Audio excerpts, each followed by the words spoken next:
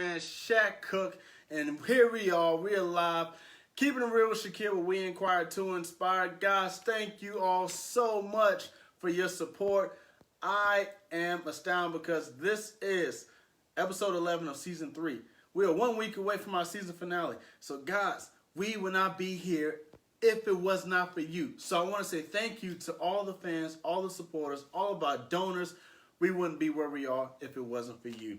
Guys, make sure to go ahead and like us on Facebook. So go to Keepin Real with Shaquille Talk Show. Go like us on Facebook. And also go to Instagram, Shaq_attack_CEO. And make sure that you go follow me on Instagram. And last but not least, make sure that you go and watch all of season 2 and all of season 3 of Keepin Real with Shaquille on YouTube, on my YouTube channel, Shaquille E. Cook. So go and click that subscribe button. Also, guys, the college football highlight is coming back this month. We will be starting in the next few weeks. So with me and my buddy Chuck, we're going to give you guys season 2 of the college football highlight podcast, and it is going to be lit. So make sure right now that you go subscribe. You can go listen to us on Google Podcasts, Stitcher.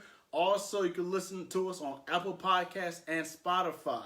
So go and support us, support the vision, guys, because we are trying to grow this thing all the way out, and we're not trying to be minimized, guys. We're trying to reach the whole world with all that we do. So it's very important that you guys go and support us.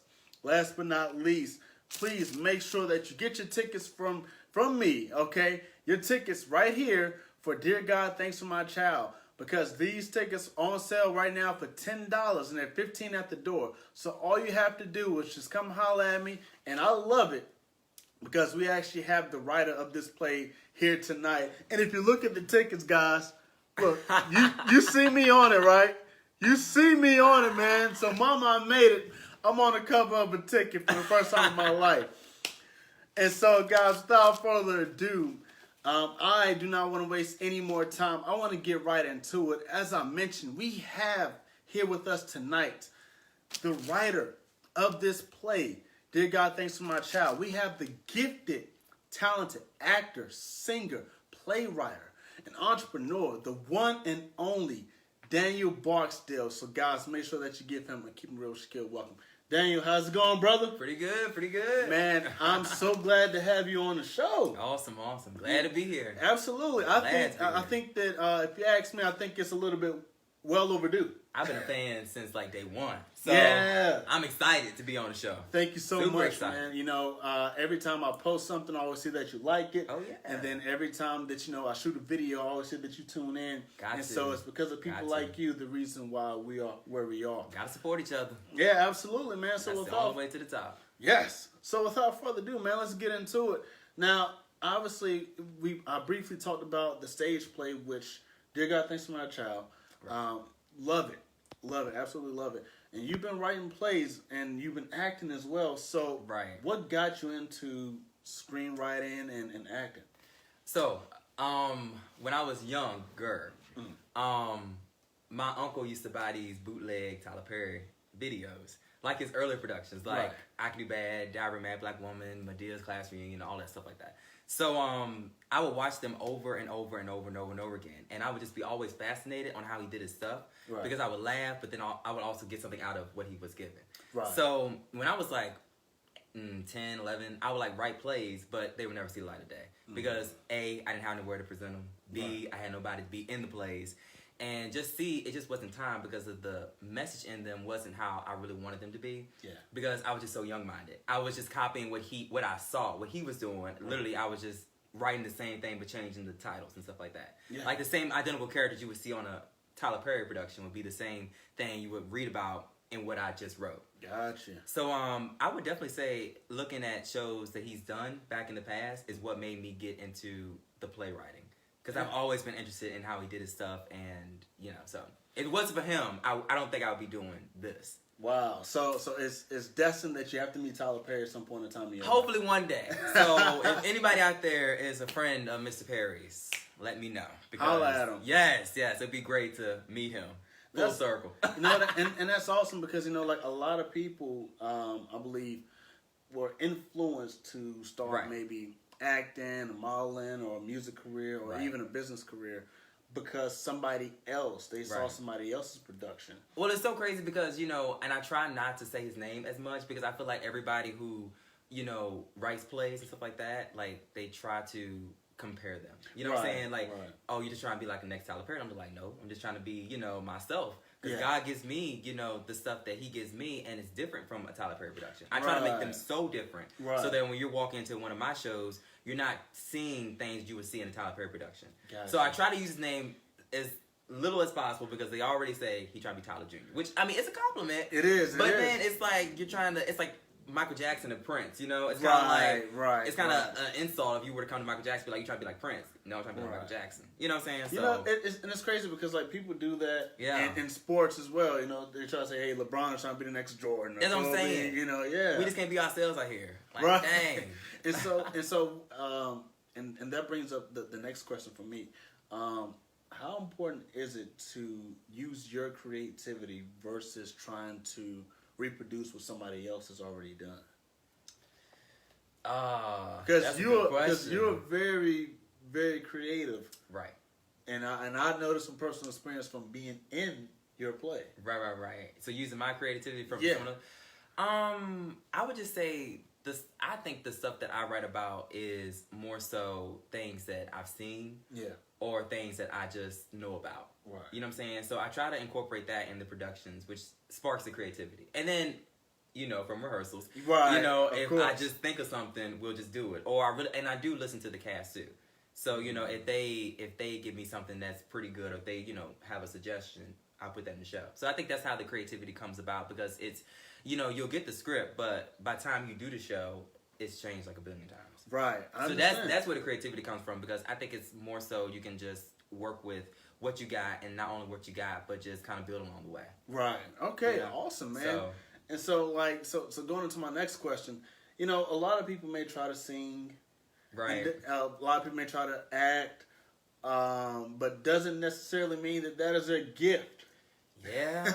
And so, when did you discover that you actually had these talents to play right, to sing, and to act? When did you discover that? So the singing actually was when I was 5, because we had this church.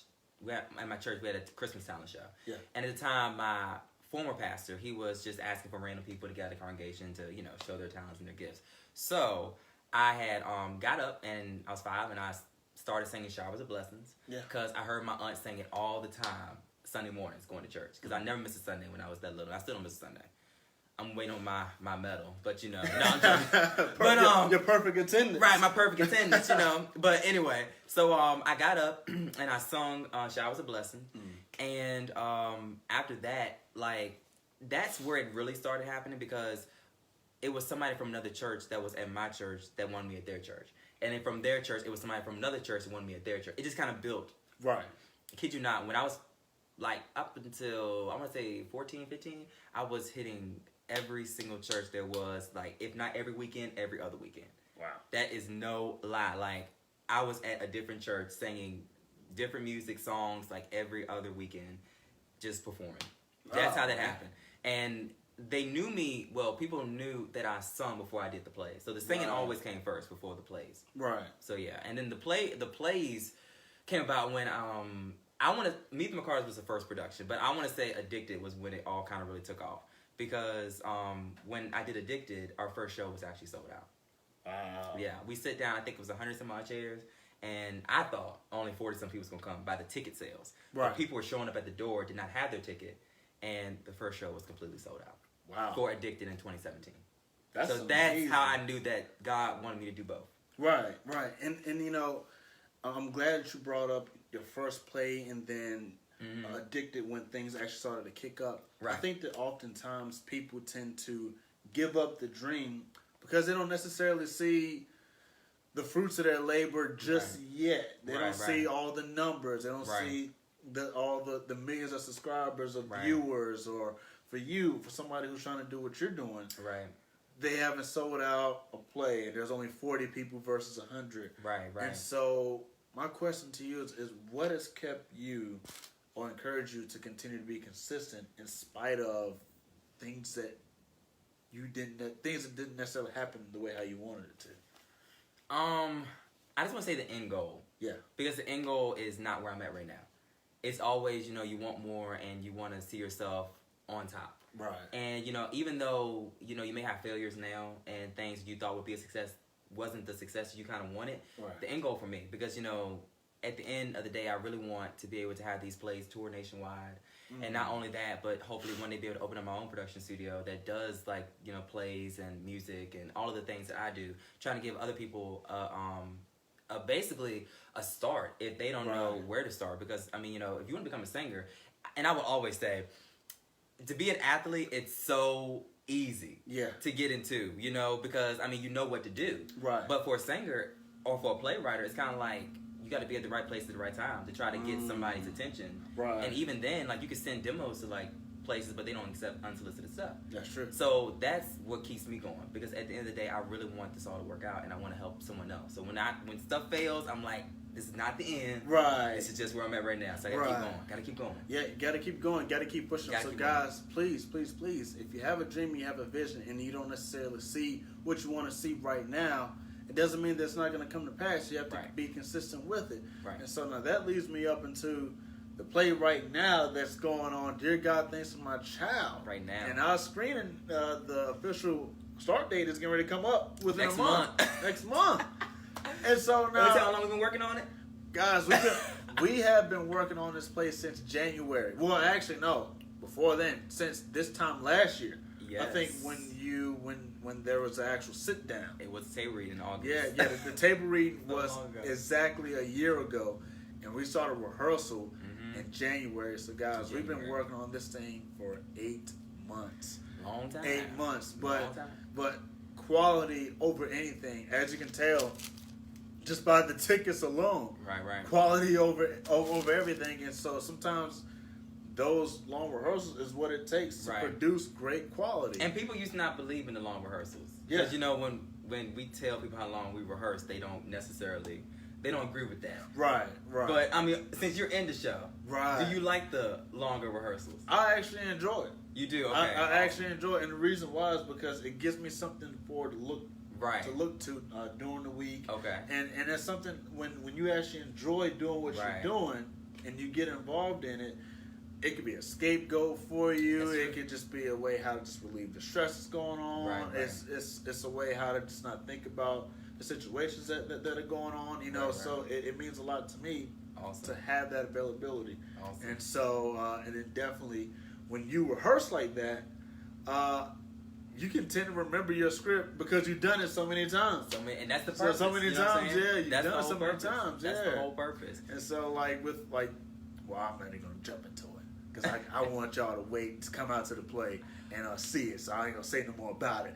But I want to ask you, so how did you come up with this play in particular, Dear God, Thanks for My Child? So I was at a revival and Destiny Christian Fellowship. Woo! Shout out to y'all. Praise God. DCF. But actually no, it wasn't a revival. It was at a Bible study. Excuse me. Revival's on my mind. But it was at a Bible study, and I was with my best friend. And I'd already, this was way before August with the whole sit-down thing, but I knew that I had to write a play after Tempted. Yeah. I knew that's what I wanted to do. So basically, as I was in the service, like, kid you not, the Lord was just giving me all of this stuff that He wanted me to write about. And I could not focus on what the minister was saying because the Lord was speaking to me that heavy. Wow. Kid you not, that heavy. And I felt like at the moment I needed to run home to write it all down before I forgot it. But somehow, through God's grace, everything that He told me, literally, when I got back home, I wrote down. I didn't write the whole play in that day. But I wrote down the most important stuff that I need in order to write the play. So that's how it came about. But the title, well, I don't want to say that because I don't want to get... I don't want to get charged by saying that. But it came from it came from an Unsung. Gotcha. Yeah, an episode from Unsung. I got you. I'm going to say. Because everybody know what the title is, so I don't want people put two and two together. And we can leave it at that. We can leave it at that. And so now, before I jump into the next couple of questions, you have one more showing of your current play, Tempted. Yeah. And so how can these viewers come and support you and the cast for the Tempted play? And this is the last screening before we jump into Dear God, Thanks for My Child. Right. Well, if you want to come and support Mount Airy Baptist Church in Gladstone, Virginia, and Appomattox. But That's our last show because we've done 7 or 8 shows attempted. Wow. So you know, you can definitely support by coming out to the show and telling a friend. Yeah. Because that's how it all works. Because we've done, like I said, it started off in Forest. We did 2 shows in Forest. Then after Forest, we went to Concord, did 2 shows in Concord. And after Concord, we went to Farmville, did 1 show in Farmville, left Farmville, went to Madison Heights, did a show just in Madison Heights, and then we're going to Appomattox. Wow, man. So it's just you guys been busy. we have been busy, and all the while working on this brand new show, Right, with you right. guys. So it's kind of like we're doing 2 things at one time. God bless the cast. God bless the cast. Cause see, I'm not in this new show, so Right. I didn't do that to myself. But they doing a pretty good job. You know, I look at it as it's a testament to the hard work and dedication that you put in, Right. and not only that, but like what we were talking about earlier, quality work, because you guys have been. This is your 8th showing. Yes. Your 8th showing, and so I know of playwriters and actors and plays that only get 1 showing. And that's it. And that's it. But see, and that then was- on to the next. And I didn't mean to cut you off, but that's how it was for Ethan McCarter's. Right. And we only did 1 showing for that. And I was like, I would never do it again because you go through all the months of rehearsal Right. just to show it 1 time. And literally, in that 1 time you show it, you know, not everybody who want to come see it may not be able to come see it because they may get sick or they may got a family emergency going on or they may leave town unexpectedly or whatever. Yeah. So I feel like whenever I do a play, it's going to be shown way more than 1 time. Because if you getting people's time, you shouldn't show just something 1 time and just call it Right, quits. yeah. You know? You're right. So that's how that all came about. I said never again. Never again at 1 time. I'm done with that. And it's been working. And then It has. you guys have been getting invites. Yes. So, you know, Invites. when it comes to that, like I said, it goes back to the quality because, Right. you know, you can go have a show Mhm. and that could be it. But people, they see it, they come out, they see it, Right. they love it, and they want to invite you to their church or Right. to, you know, their rec center or wherever the case may be. Right. And so, I mean, what made you decide that you have to produce great quality? Beyonce. Beyonce. Kid you not. That I mean, it's always celebrity. But watching her stuff and how she does, like how she works and how she Right. doesn't settle for anything less, I kid you not, like that. She didn't make me get into the play and the singing, but watching her really makes me put 110% in everything that I do. Yeah. To make sure I like it, to make sure it's good quality, to make sure, you know, other people, when they're spending their hard-earned money, they feel like they're investing in something that's worth it. Right. You know what I'm saying? Right. Because that's, at the end of the day, you got to make sure you're taking people's money. Even when, not only my shows, but when you go to other people's churches and they're giving you a payment for coming. Yeah. You got to make sure that what you're giving is worth what they're giving you. Because I never believe in giving people less than good stuff. Right. Because if you know, somebody's paying their hard-earned money to, you know, for you to come out to give them a show, and you just, you know, forgetting lines and, you know, not making people laugh or Right. the message is not, you know, cleared out. I feel like that's just, I feel like that's just horrible to do. So watching her and how she does her, you know, her shows, it really has made me work harder and make sure everything that I put out is good stuff.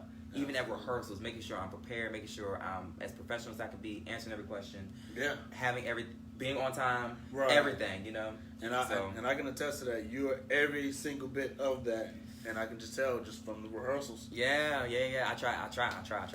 And so so obviously, you know, the play industry is definitely an industry that is hard to leave a mark. Right. So, what would you advise, or what advice would you give to someone who wants to get into the play industry? Make sure it's something you want to do. Yeah. Because it's not easy at all. Because if someone would have told me that from the beginning, even when my first play, you know, it was much easier than what they are now. But if someone would have told me it would have been this much work, I probably would have thought about it just a little bit harder to make sure this is exactly what I want to do. Yeah. And you got to also make sure you're a people person. Because if you're not a people person, it's not going to work out either. Because if you're just a one-minded person, if you're just saying it's going to be my way or the highway, you definitely ain't going to get nobody to come and do anything. It's gonna last. It's not going to last. Because I'm telling you right now, they're going to be like, I'm not doing that. You're not paying me hourly. So, therefore, my opinion is just as important as yours. Right. You got to make sure, you know, like, so you're a people person. You got to make sure that, you know, you have time to do all that is required of a play. Yeah. Because it's a lot of stuff that goes on behind the scenes, you know, that is with the cast and with the director. You know what I'm saying? That, I mean, the cast come out to rehearsals, but then after that, it's a whole business side to it too. Yeah. You know, like for Tempted, when we're going out from place to place, you know, we'll have rehearsal, and the cast will, you know, we'll, you know, go our separate ways. But then I'm still taking calls from whomever is bringing us to that church. I'm making sure everybody's payment is in line because I don't want them to get under a certain thing. So I'm making sure, you know, that's being met. Make sure, you know, the furniture, all of these things is moving at a rate that it should go. Exactly. Because if I don't, then we'll show up and it's kind of like things aren't in order. So I would say definitely make sure it's what you want to do because it's a lot of work. It's a lot of work in these things, and it's a lot of money. Yeah.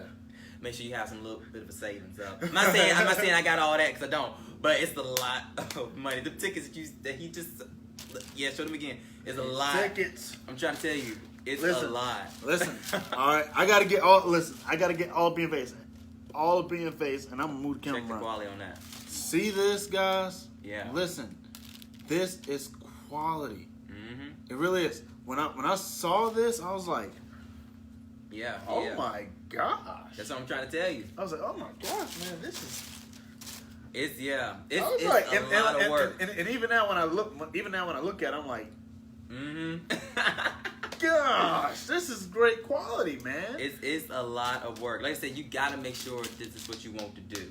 Right. Because, and I like I said, I hope I ain't talking too much. No. But No like I such said, thing on Keepin Real with Shaquille, Shaquille. okay. No such thing. Gotcha. But like I said, I mean, you know, it's just making sure, like I said, this is what you want to do because of the fact that, and I always make sure my cast is comfortable, making sure that, you know, everybody's opinions is heard, making sure if you don't like a certain way something's being done, you tell me so we can fix it. Right. Because until you get to the point where you're paying these people and per hour to come out, like this is their actual job, then you may have more say on how things should be run. Right. But if people are giving their free time to these things, they have every single right to tell you how they feel, what they want, what they don't want, and I'll listen to it. And if something's not right, I'm going to address it and make sure they feel as comfortable as possible while we're doing these rehearsals.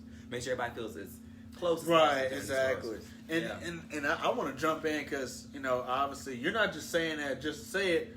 Because I've been working with you for the past 8 months now, I can attest to this is really what Daniel does. Right. He's not just saying this just to say it just because it's on camera, because we're on live. None of that. Guys, when I went through, well, my wife and I were still going through that challenge of, you know, our nephew, he showed up to the funeral, and I didn't even know that he was going to be there. Yeah.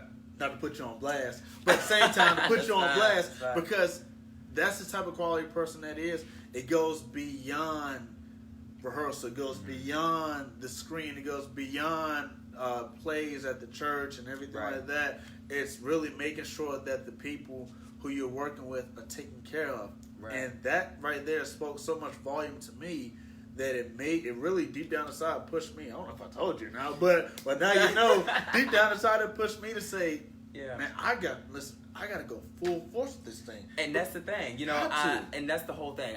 You know, you come out to rehearsals and you're like, you know, this is my cast. But I wanted to go, you know, beyond that. Like, we actually build relationships. Right, you know what I'm saying? Like, you know, you look at this person not as a cast member, but like, you know, it's my friend, you know, we've been together for so many months.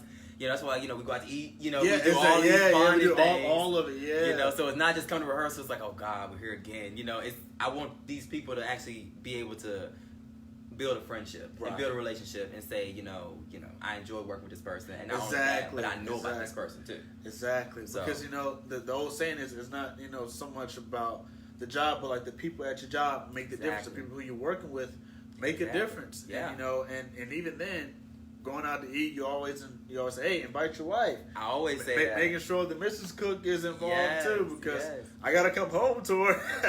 Make sure she's satisfied. Make sure she's happy satisfied. Happy wife, happy life. Learn it. Those of you who are watching, learn it. That's what I'm saying. It makes a difference. And so, you want to say about the 2020 thing, being you and your wife are involved in. I don't know if you want to say that now or not, but I'm just putting you on the spot. Well, hey, you know what? I'll let you do the talking, sir. It's all about you. So, I do a show every year, but 2020 next year, Mr. Cook and Mrs. Cook will be leading in my brand new show for 2020. And each year we try to go higher and higher, and I'm super excited about them being aboard. So yes. It's gonna be real good. You think Dear God Thanks for My Child is good, but wait till you see this next show. It's crazy. So and Dear God Thanks for My Child, I'm telling you, this show is off the chains. I mean, it's up there. Listen, My hand can't even reach in the camera. That's Up how great it is. And I'm telling you, like, you see this show, you're gonna walk away like, oh my gosh, I can't believe what I just saw. Like, this is wow. So many twists and turns, and you think it's going this way, but then it ends up this way. And right. It's DanielBarksdale.com. Go there and you can get a whole little synopsis of it. And I think I said it right, but yeah. And then Eventbrite as well. Eventbrite. Right. If you want to get your tickets, Eventbrite. Go, Dear God, Thanks for My Child, and you can get your tickets online. If you can't get to a cast member to get your physical tickets, you can get your online ticket. All right. And last but not least, we always ask this on the show for every guest. If you had one thing to say to inspire the audience, what would it be? Trust God. Because I've learned that throughout all of this. I mean, to inspire you, I would definitely say to trust God because of the fact that whatever you want to do, if He's not the center of it, it's not going to work. Amen. And that's what I would say. But also to inspire too, I would say to look at someone who's already great. Because, you know, we all inspire to be great. Right. But look at someone who's already great because of the fact that you can learn a lot from them. Yeah. And not to copy, but you can also, you know, try to do things, if not better, or do things your way on how they did stuff. Because I would not be where I am today if it was not for God first and foremost. And second, like I said, if it wasn't for the great singers that I used to listen to back in the day, you know, that taught me so much that I know. And then, of course, like I said, Tyler Perry for the plays, you know. So, you know, I would not be here doing what I do now if God didn't place me in the position to watch these people do what they do. So, yeah, definitely study greats because they will definitely get you to where you want to be. Right. Because just studying them and every move that they make, it would definitely get you where you want to be. Now, I love what you said, you know, putting God first in everything and having faith because, you know, that has to be your foundation. Yeah. And if your foundation isn't right, everything will come crumbling down in a matter of seconds. You know, it doesn't take too long to have something to crumble down if the foundation isn't right. That's right. And then you said looking at the greats, studying the greats, looking to see what they did to get to where they are. Exactly. And, you know, obviously you've mentioned the greats, not only just greats, black excellence. Yeah. That's the term I love using. Black excellence. Tyler Perry, Beyonce. Yeah. Anytime you hear that name, anytime you hear either one of their names, you automatically know it's quality. So anytime that I hear Daniel Barksdale, I know quality because that's what's produced. Anything I hear your name, that's what I'm saying. Oh, well, thank you, sir. Like I said, I was a fan before. You know, I'm watching it, I'm looking like, man, I would love to be on the show. You know what I'm saying? And here you are. And here you are. God is good. But I'm definitely a fan of yours because I know definitely this is great. How you do it. This is really good. Thank you, sir. And so, without further ado, man, you know, I have a special gift for you. Okay. You know, I like you said great. So, you know, everybody who watches the show, you guys, y'all know how we do it, man. We can't just leave our guests hanging. We got to show them some appreciation, especially this young man here, because he showed us so much appreciation. It's only right that I can just give a token of love back. And so, I gotta reach over here, go off camera for a little bit. Whoa. But nervous now. I heard you like Sprite, so you know we wanted to hook you up. Oh, praise God. we got 2 cans of Sprite right here. These things are still cold. Too, oh man. my God. So, you know, we want to hook you up. We heard you like Sprite, and then also, as always, just a little souvenir so you can always remember this moment. And as I mentioned, you know, you made history. You're the first guest in our brand new studio. Awesome. Man, of course, we have to put the flyer in there for you guys. So. Oh, my God. This is perfect. Yo, so, look at this. We had to hook you up. Matter of fact, I'm going to throw this thing in the camera. Yeah. Guys. This looks great. All right. I actually want to keep it for myself. Seriously. Oh, my God. So yeah, man. This is mine, right? This is all yours, along with this beautiful red bag right here. Awesome. So you can throw everything in the bag. Thank you. So I took everything out the bag. The craziest thing was, this is my favorite color too. Really? Kid you not, red is my favorite color. You know, I kid you not. Look, I was going back and forth because I was like, man, I did red before. I want to do blue. But then I just looked at the bag. I'm like, I really like that bag. So I'm like, forget it. I'm going to do it again. Red, and, yes. So I'm glad. I'm glad you enjoyed. So, thank you, brother. This is all yours, and I am awesome. very excited. Thank you so much for being on the show, and awesome. I'm excited about this play. Yay, guys! Dear God, Thanks for My Child will be premiering next month. Okay, next month, September 29th, the Forest Rec Center here in out in Forest, Virginia. Doors open at 3:00 p.m. Play starts at 4. And so I'm telling you, like, you have to be here. Get your tickets right now before they sell out. $10 a piece, Yeah. 15 at the door. So 10 in advance, 15 at the door. Make sure that you get it because I'm telling you, these tickets will sell out. When it comes down to Daniel Barksdale, it's nothing but quality. And you will have a good time. Yes, I promise you. We will start on time, and you will have a good time. And then I gotta say this before we end, like it's so many twists and turns in the story. Like you're laughing, then you feel like, oh my gosh, what's getting ready to happen? Right. And then you feel all the emotions. And the funny parts of this play, they are so funny that I have trouble keeping a straight face when I'm supposed to have a serious face in the play because it's just so funny. I'm laughing, I'm dying on stage. I'm like, I don't know how in the world I'm gonna make it through. I'm curious about that too. I really am curious about that too. I'm glad you said that because I'm glad to know I'm not the only one feeling that way.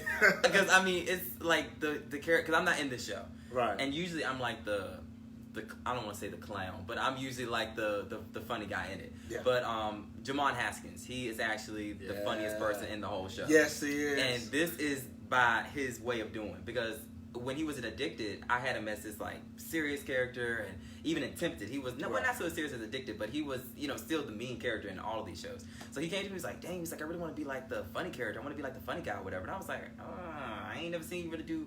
I hope he ain't watching, but I said I ain't really seen you do funny stuff. So I gave him a chance and been killing it, like at rehearsals, dying laughing. Oh my God. And their interaction, Shax and Jamal, I mean, it's a whole scene where I'm not going to say too much of it, but it's great. It's great.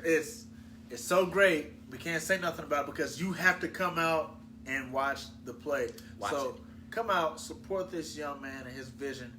He's going places, and he's already at places, okay? And it's only going to continue to get bigger and bigger and bigger as time goes. And we're people who want to support one another. He supports my show, and definitely, I want to support him in any single way possible. But those of you who are watching, make sure that you go out and that you support, and come out. Bring your wife, bring your lady. Yeah. It's a great date night. Come out, support the play, because I'm telling you, it is worth.